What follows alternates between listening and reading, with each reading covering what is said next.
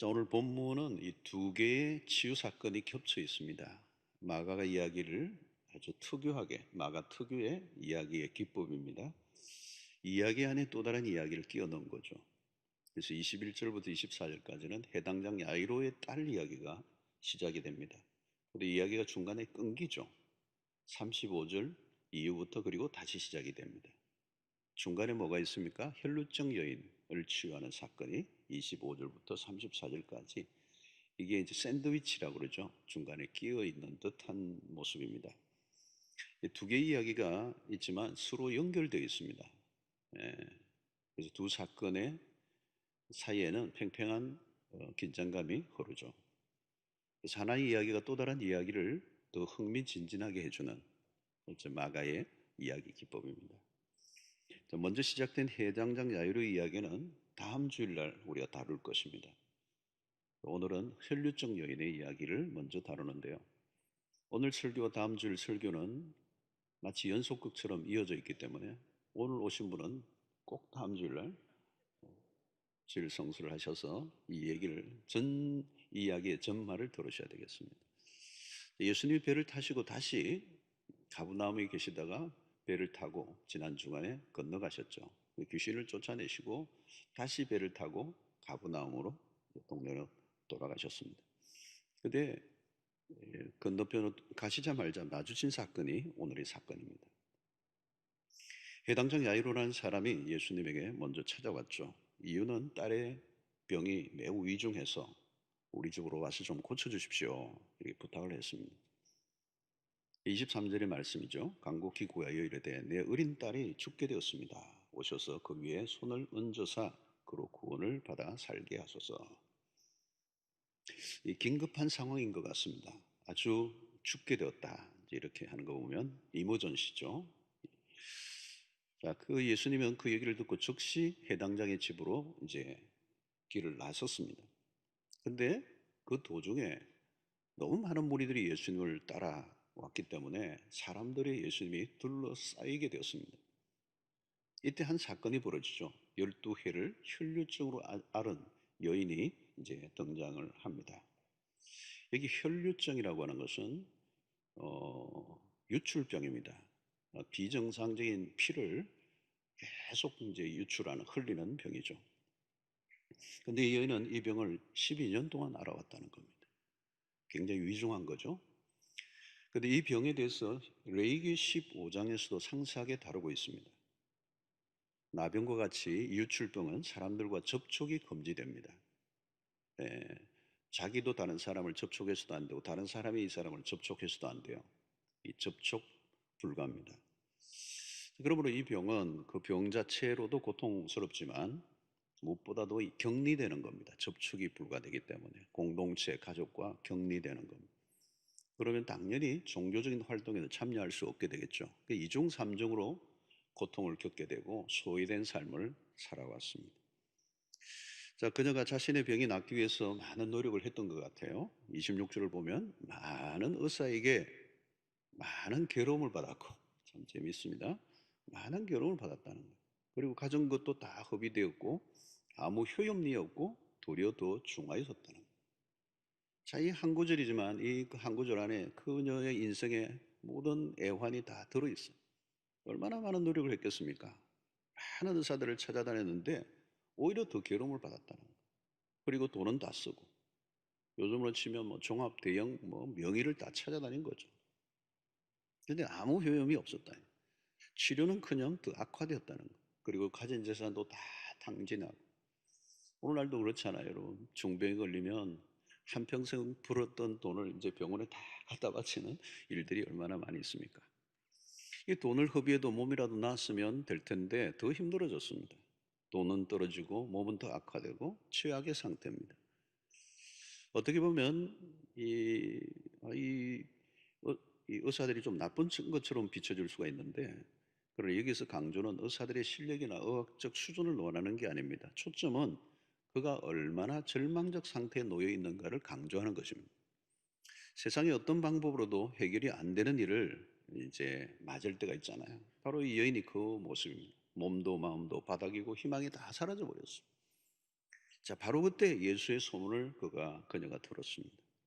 27절, 28절에 보니까 예수의 소문을 듣고 무리 가운데 뛰어 뒤로 가서 그의 옷에 손을 대니 이는 내가 그의 옷에만 손을 대어도 구원을 받으리라 생각함일러라 그랬습니다. 이미 예수의 소문이 상당히 많이 넓게 있었다는 걸 알 수가 있고요. 이 혈류증 여인은 예수님을 만나면 그래서 그 옷에 손만 대어도 나을 것이다 라고 하는 이런 생각이 들었습니다. 그런데 예수님에게 가까이 왔지만 예수님의 주변에는 너무 많은 사람들이 북적거렸어요. 인파가 말이야. 예수님 곁으로 다가가려고 하지만 이미 많은 병자들까지 동원되어서 예수님 근처로 가기 위해서 치열한 각축전이 벌어지고 있었습니다. 혈루증 여인은 예수님에게 부탁하기는커녕 접근조차가 불가능했습니다. 아마도 그녀는 12년 동안 병을 앓고 있었다면 자기 몸도 가누기 힘들 정도로 매우 연약한 몸이었을 겁니다. 군종들 속에 이리저리 떠밀려 사투를 벌였습니다. 아마 포기하고 싶었던 마음이 들었을지도 몰라요. 그러나 그녀는 포기하지 않고 인파를 뚫고 또 뚫고 들어갑니다. 마침내 다가갔고 주님 앞에 근처 갔지만 문제는 그녀의 부정한 상태.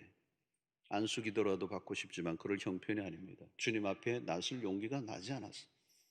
그는 예수님의 옷만 살짝 만져도 나을 것이다는 생각을 하고 이제 마침내 그 몸의 옷자락에 손을 댑니다. 어떤 일이 일어났으면 29절에 보니까 이에 그의 혈류 거느니 곧 마름에 병이 나은 줄을 몸에 깨달은지라 기적이 일어났습니다. 그래서 참 특이한 것은 이 기적의 사건이 특이한 것은 대개는 치유 사건이 주님이 대면하시고 주님이 직접 치유를 하신 사건이에요. 여기에서는 아닙니다. 주님의 의사와 전혀 상관없이 여인이 일방적으로 주님의 옷에 손을 댔는데 기적이 일어난 것입니다. 이런 일은 그동안에 없었어요. 여기서 초점은 뭘까요, 여러분? 옷에 손을 댄 게 아닙니다. 주님의 옷에 무슨 영험이 있어 일어난 것으로 오해해서는 안 됩니다. 옷을 만졌다는 것이 아니라 초점은 믿음을 가졌다는 것. 무엇을 만졌는가는 중요하지 않습니다. 그녀는 옷만 만져도 나을 것이라고 하는 믿음을 가지고 있었다는 것. 여기서 여인이 드러낸 믿음은 어떤 것입니까? 특별한 것은 아닙니다. 어쩌면 그녀는 주님 앞에 나설 용기도 없습니다. 자신의 의사를 충분히 알린 것도 아닙니다. 그저 뒤에서 은밀하게 살짝 옷을 만졌을 뿐입니다. 어떻게 보면 이건 굉장히 소극적인 태도예요. 소극적인 태도. 대단한 믿음이라고 볼 수가 없습니다. 아주 작은 믿음이에요. 그런데 역사가 일어난 거예요. 왜요? 주님이 그것을 믿음이라고 여겨 주셨기 때문에. 중요한 것은 주님이 어떻게 보시느냐예요. 사람들이 보기에는 대단해 보여도 주님이 별 볼 일 없다고 취급할 수도 있고요. 사람들이 보기에는 별로인 것 같아도 주님이 보시기에 믿음이라고 하면 그건 믿음인 거예요. 자, 우리는 흔히 믿음이라고 하면 분명한 교리 이해, 잘 갖춰진 신앙 고백이 있어야 되는 줄 압니다. 그러나 여기에서 보면 전혀 그렇지 않아요. 아주 그냥 단순하게 옷만 살짝 되어도 낫겠다라는 아주 작은 믿음이에요. 사실 우리도 우리의 믿음의 초기 단계를 돌아보면 비슷합니다. 실수도 많고 정리도 되지 않고 미숙하고 엉성하고 아는 것도 별로 없고 성경도 잘 몰랐고 그래서 그냥 이렇게 별로 성경의 지식과 이해가 없어도 우리 교회를 다녔어요. 어떤 분은 보니까 말리기 그러더라고. 말라기, 마간지, 미간지, 사도 요한인지 세례 요한인지 하박국인지 호박국인지 구분이 안 되시는 분들이 있어요. 그리스도에 대해서 아는 것도 별로 없고 삼위일체 교리를 잘 몰라도 돼요. 주일날 설교를 들어도 무슨 말인지 잘 다루지 않을 수도 있습니다. 그러나 한 가지 분명한 것은 내가 하나님을 믿는다는 거예요. 누가 하나님 욕하면 막 화가 나는 거예요. 하나님을 믿고 싶어지고 하나님에게 나가면 살 것 같아서 교회에 나온 겁니다. 예배 때 졸기도 하고 찬송가도 잘 모르는데 왠지 눈물이 찡 나고 교회 와서 예배를 드리는 것 작은 흥금이지만 자신의 믿음을 이미 표현하고 있는 것입니다. 물론 늘 그런 수준으로 있어도 된다는 말은 아닙니다. 세월이 흐르면 신앙의 기초 단계에서 벗어나야 되죠. 더 깊고 풍성한 세계로 가야 합니다. 그러나 분명한 것은 예수님은 여인이 옷을 살짝 만지기만 해도 나을 것이라고 믿었던 그녀를 무시하지 않으셨다는 거예요. 비록 작은 믿음일지라도 주님은 그녀에게 풍성한 자비를 베풀어 주셨다는 거예요. 그렇습니다. 여러분, 우리의 믿음에 비해서 주님의 자비는 너무도 큽니다. 작은 믿음을 가지고 나아가도 하나님은 결코 외면하지 않는다는 거예요. 조금이라도 마음을 열고 다가가면 주님은 우리 기대 이상으로 강력하게 은혜를 베풀어 주십니다. 자, 여러분 상상해 보십시오. 예수님의 주변의 사람들이 그 당시 한둘이었겠습니까? 밀고 밀리고 그러다 보면 어쩔 수 없이 예수님과 접촉이 일어났을 겁니다. 예수님 곁을 스쳐 지나간 사람들이 한둘이 아니었을 겁니다. 그러나 예수님의 옷과 접촉이 일어났다고 모든 사람에게 역사가 일어났습니까? 그렇지 않아요. 예수님 가까이 많은 사람들이 있었지만 그것만으로 기적이 일어난 것은 아닙니다. 중요한 것은 믿음이 있어야 되는 거예요. 믿음을 가지고 나가야 되죠. 작은 믿음이지만 그 믿음을 가지고 나아갈 때 주님이 그 믿음을 보시고 기적을 일으키셨다는 거예요. 그러므로 여러분, 주님을 간절한 마음으로 도움의 그 손길을 내미는 영혼이 중요한 것입니다. 예수님은 놀라운 영적인 감지력을 갖고 계세요. 주님은 그냥 당신의 옷에 닿은 자와 믿음으로 나온 사람을 구별해낼 줄 아신다는 거예요. 주님에게 수많은 사람들이 나오지만 어떤 모습, 어떤 상태, 어떤 마음으로 찾아왔는지를 주님이 아십니다. 여러분, 오늘 또 이 예배에 많은 분들이 예배에 동일한 장소에 앉아 있지만 주님은 우리의 마음을 아십니다. 내가 어떤 마음으로 왔는지를 주님이 아십니다. 주님은 아세요. 여러분, 지금도 마찬가지입니다. 우리 모두가 죄로 인하여 정상적인 사람들이 아니었습니다. 심각한 중증 환자들이었습니다. 소망이 없었습니다. 자주 넘어지고 깨어지고 망가진 인생을 살아왔습니다. 그런데 어느 날 주님을 찾고 싶은 마음이 생겨졌고 주님에게로 나왔고 교회를 오고 싶고 기도하고 싶고 예수를 믿어야 살 것 같았고, 처음에는 누구나 자신의 현실의 문제를 가지고 찾아왔지만 기도할 줄도 몰랐지만 그냥 엉성하게 순수도 되지 않고 뭔가 갖춰지지 않았지만 나를 살려달라고, 나를 불쌍히 여겨달라고, 나를 고쳐달라고, 나를 내버려두지 말라고 그런 마음으로 주님 앞에 나온 자들을 주님이 외면하지 않으신다는 거예요. 수준 있는 모습으로 근사한 형식을 갖추고 나가지 않아도 그냥 주님을 찾는 것만으로도 그 믿음을 보시고 기적이 일어났다는 거예요. 자, 그런데 오늘은 주님은 가시던 길을 갑자기 멈추셨습니다. 그리고 제자들에게 이렇게 질문한 거죠.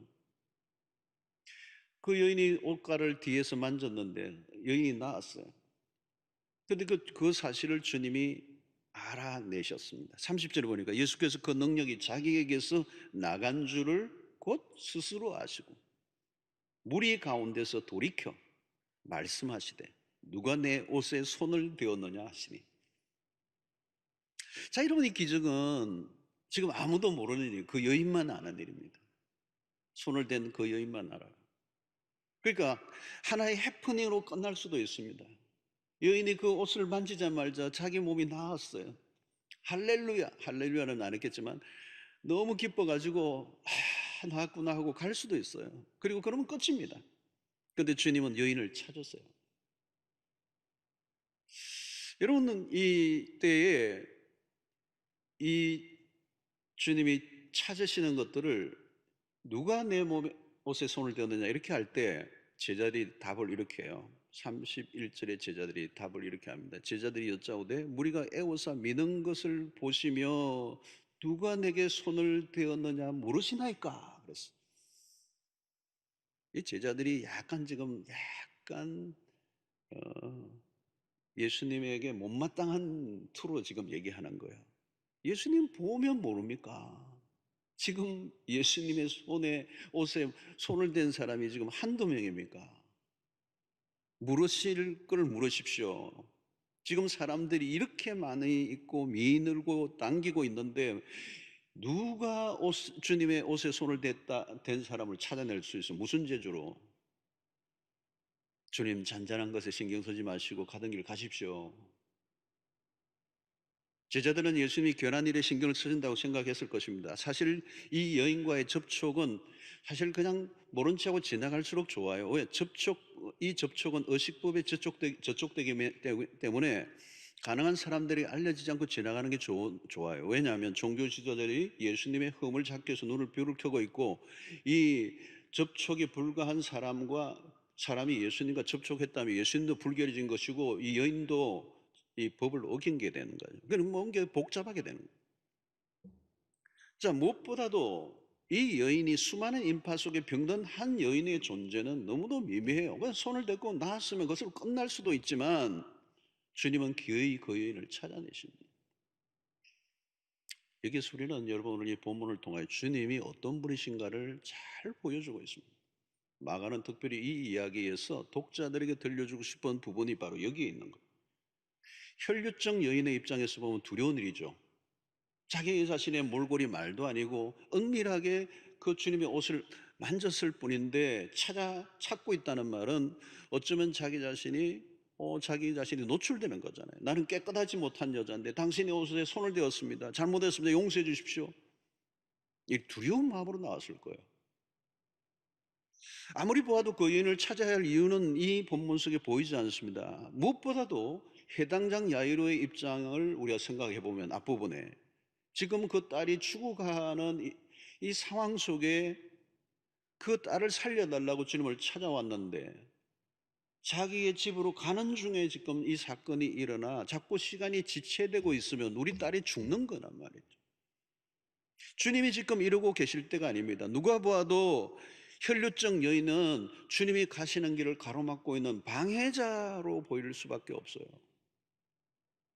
너무너무 바쁜데 왜 이런 일이 터졌느냐는 거죠. 왜 이런 일로 인하여 우리의 가는 길이 자꾸 지체되고 있느냐는 거죠. 사실 여러분 우리가 어떤 일을 하다 보면요, 특별히 자기 관리에 철저한 사람들은 갑자기 스케줄이 끼어들면요 이게 용납이 안 돼요.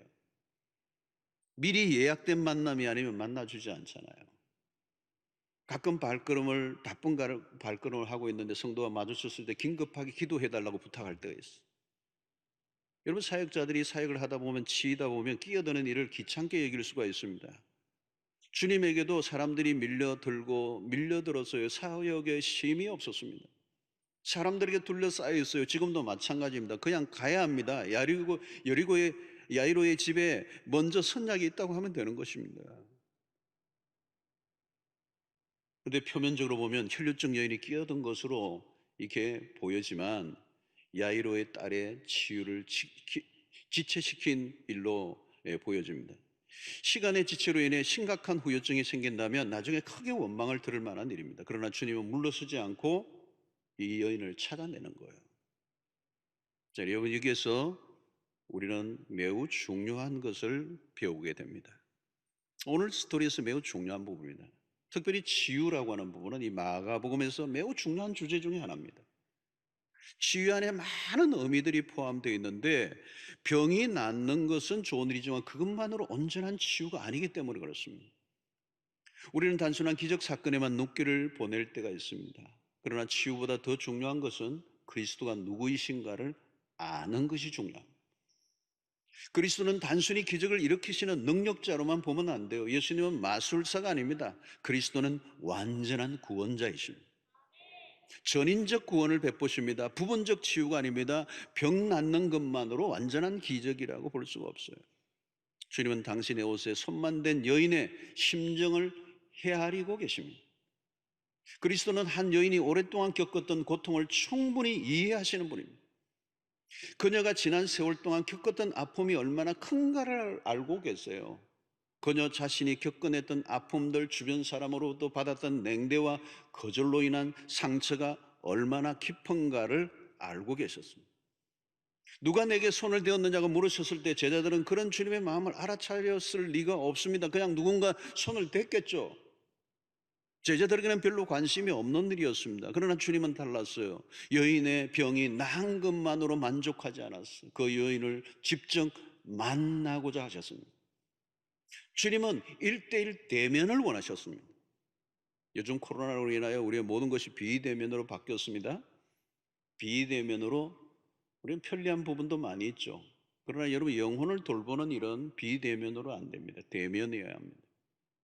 눈과 눈을 마주치고 마음과 마음이 마주치려면 대면을 해야 됩니다. 깊은 것을 듣고 보고 느끼는 가운데 일어나는 터치는 비대면 영상으로 안 된다는 거예요. 요즘 비대면으로 인해 많은 사람들이 힘들어합니다.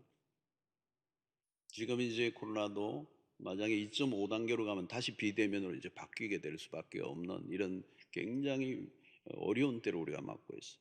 이 비대면으로 계속 있다 보니까 많은 사람들이 힘들어하고 마음에 병든 분들이 늘어나요. 주님은 한 영혼의 인격에 다가가시는 거예요. 단순히 당신의 옷을 손대고 병이 낫다는 것만으로 온전한 치유가 아니라는 거예요. 그냥 그것으로 그냥 흩어져 버리는 것을 원하지 아니하시고 그녀를 깊이 만나 인격 대 인격으로 마주치며 그녀의 깊은 곳까지 만져주기를 원하신다. 주님은 기계적이고 물리적인 치유만으로 끝내고 만족하는 분이 아닙니다. 인격적인 접촉을 원하셨다는 거예요. 기적만 체험하고 떠나버리는 것은 치유가 아닙니다. 유명한 정신의학자인 폴 트루니에라고 하는 분이 있죠. 그분이 이런 유명한 얘기를 했어요. 질병을 치료하지 말고 환자를 치료하라. 여러분, 어떤 사람은 병원 치료받았는데 삶은 나아지지 않았어요. 몸은 나았는데 삶은 더 피곤하고 여전히 불행할 수가 있습니다. 육체적인 병보다 더 무서운 것은 마음의 병입니다. 상처뿐만 아니라 영혼까지 만져주는 곳은 그 어디에도 없습니다. 여러분, 몸만 나았다고 나은 것입니까? 아닙니다. 밥만 먹고 산다고 사는 것입니까? 집이 있다고 행복이 있다고 말할 수 있습니까? 삶이란 그렇게 단순하지 않습니다. 주님은 육적인 치료가 전부가 아니라는 것을 알고 계셨습니다. 그 여인이 그냥 몸만 나은 것으로 돌아가는 것을 원하지 않으셨던 거예요. 그래서 오늘 34절의 말씀이 그거죠. 예수께서 이르시되 따라 내 믿음이 너를 구원하였으니 평안히 가라. 내 병에서 놓여 건강할지어다. 주님은 여인을 향해 따라 내 믿음이 너를 구원하였느니라. 이제 그 군중 속에 있는 그 여인을 찾아내시고 그 여인을 향하여 주님은 따뜻한 음성으로 그녀의 믿음을 먼저 칭찬하십니다. 너의 믿음이 너를 구원하였나니. 그녀에게 다른 것을 요구하지 않았습니다. 그녀의 상태가 어떠하든지 상관없습니다. 단지 그녀가 가진 조그만 믿음에 대해서 칭찬하셨어요. 그 조그만한 믿음, 당신이 가지고 있는 그 하나, 그 믿음이 너의 인생을 바꾸어 놓았다고 말씀하시는 거예요. 따라 내가 가진 믿음은 놀라운 것이야. 그 믿음이 너의 운명을 바꾼 거야. 아낌없이 칭찬해 주셨어요. 여러분, 작은 믿음을 가졌을지라도 상관없어요. 하나님은 큰 능력을 베풀어 주십니다. 무엇보다도 병이 낫다고 끝이 아닙니다. 더 중요한 것은 주님의 그 따뜻한 가슴을 그에게 보여주신 거예요. 그게 진짜입니다.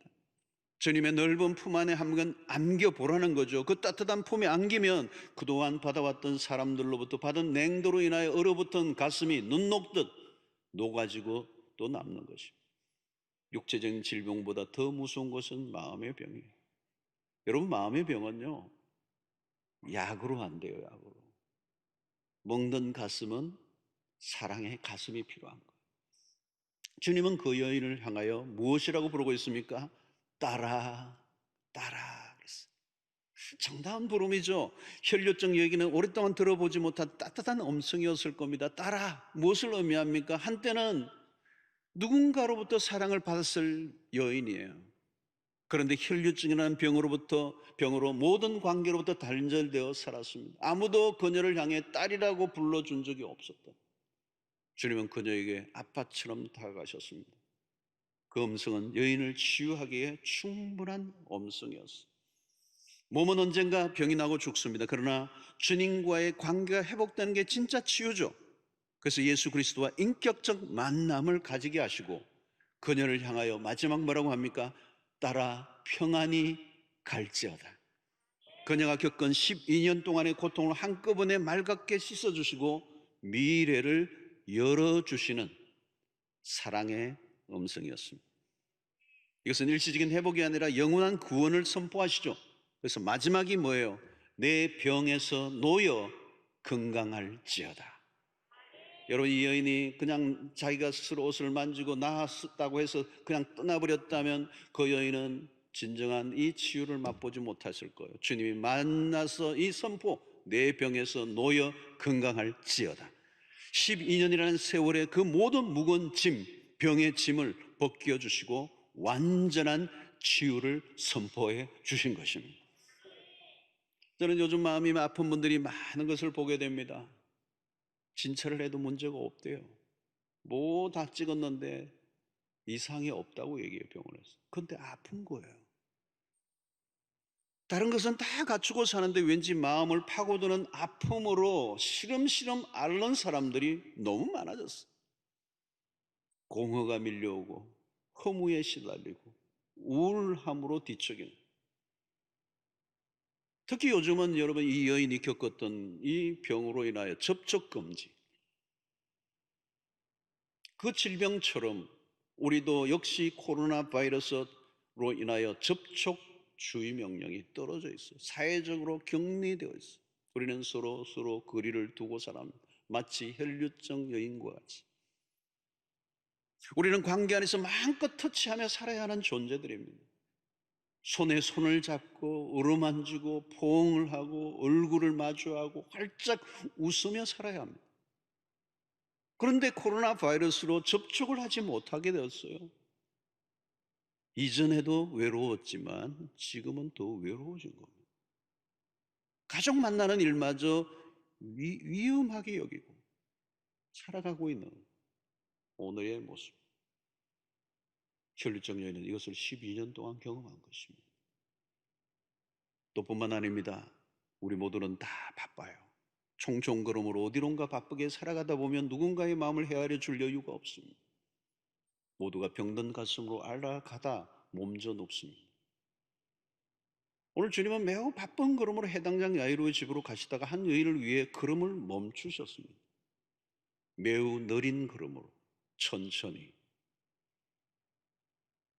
주님은, 주변의 사람들은 속이 탔지만 그럼에도 주님은 한 여인에게 모든 것을 다 쏟아붓습니다. 매우 중요한 장면을 마가는 우리에게 보여주고 있어요. 주님은 아무 바쁜 일이 전혀 없는 분처럼 지금 행동하고 계십니다. 모른 채 해서도 누구도 시비를 걸지 않았을 것인데 기어이 그 여인을 찾아내시고 다가가 끌어안아 주시고 그에게 회복을 선포하십니다. 사랑하는 성도 여러분, 오늘 우리도 이 주님의 모습을 좀 닮아야 할지 않을까요?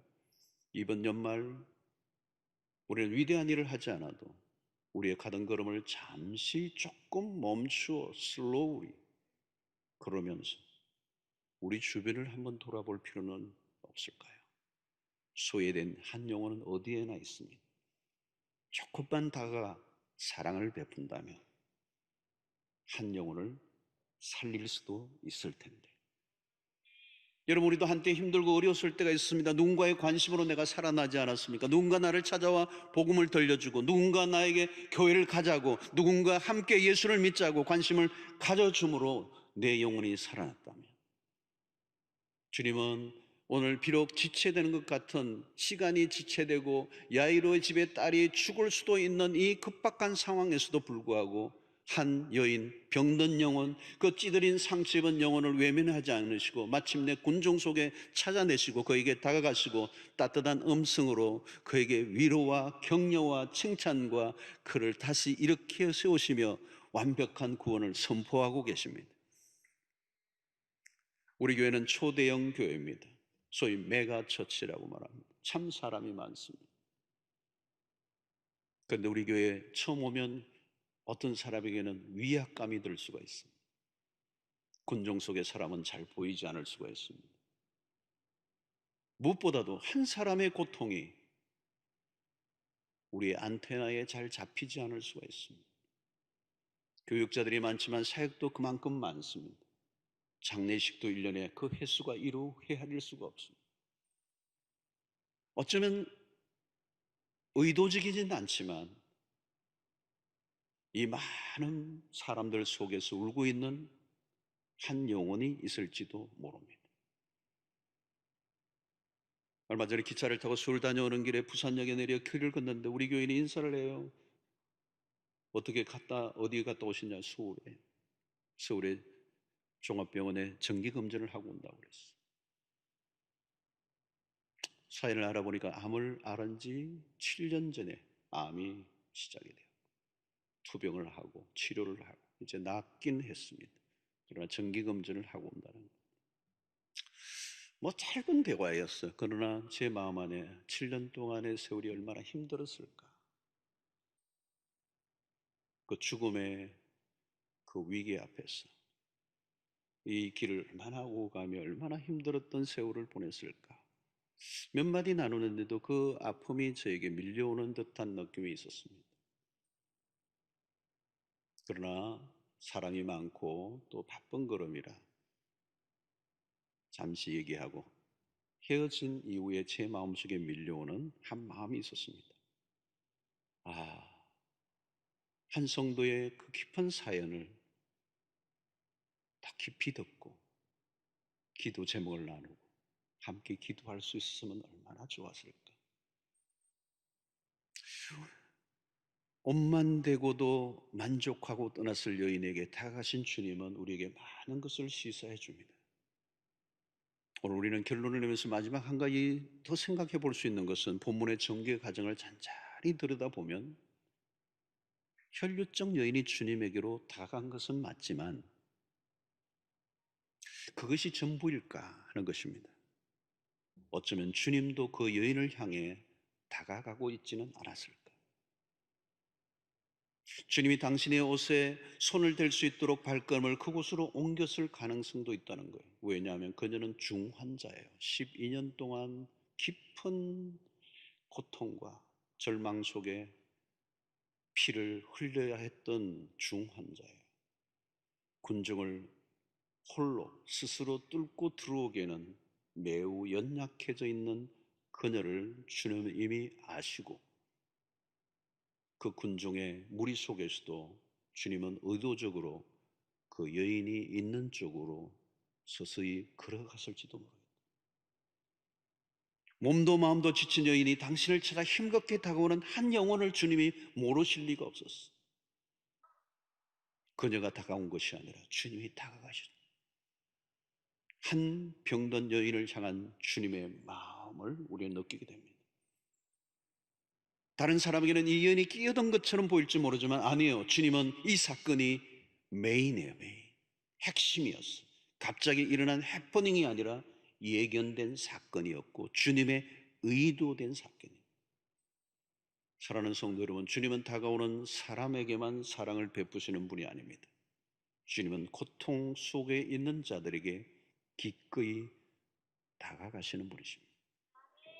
아무도 몰라줘도 군정 속에 혼자 소리를 치고 있는 한 영혼을 주님은 알고 계십니다. 주님은 지금도 걸음을 종종 멈추십니다.